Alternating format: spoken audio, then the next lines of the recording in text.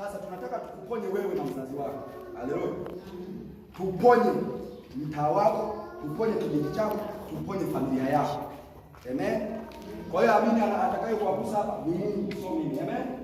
Mimi naweka tu mikono kama mtumishi wa Bwana. Haleluya. Bwana Yesu asifiwe sana.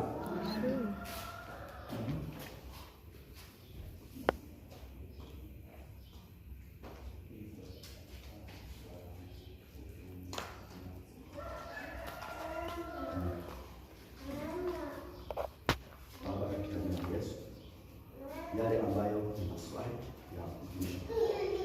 Naomba kuanzia sasa, siamini kwa kile ambacho nakieleza.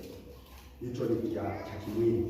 Lakini naachilia nguvu za Mungu kuanzia sasa zianze kubadilisha kile kitu ambacho yeye ndani yake kilikuwa ni kikwazo.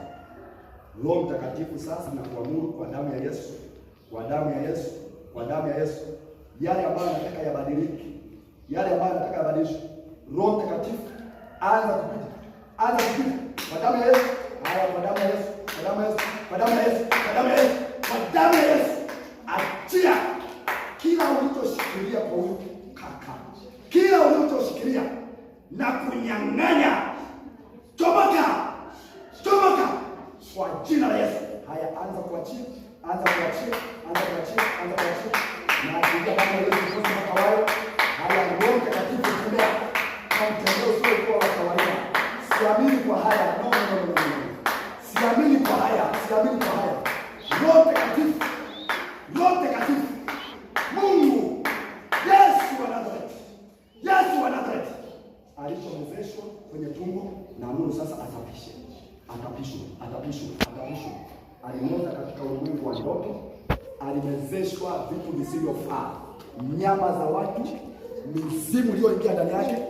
Mizimu majini. Majini, jini baba, unayetenganisha ndoa yake. Power Holy Ghost in the name of Jesus. Power in the mighty name of Jesus.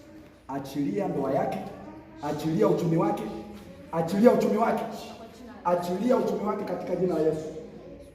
Achilia uchumi wake katika jina la Yesu. Achilia uchumi wake, achilia uchumi wake. Siamini kitu chochote. Narejesha uchumi ndani yake. Narejesha biashara, narejesha biashara, narejesha ndoa yake, amani katika jina la Yesu.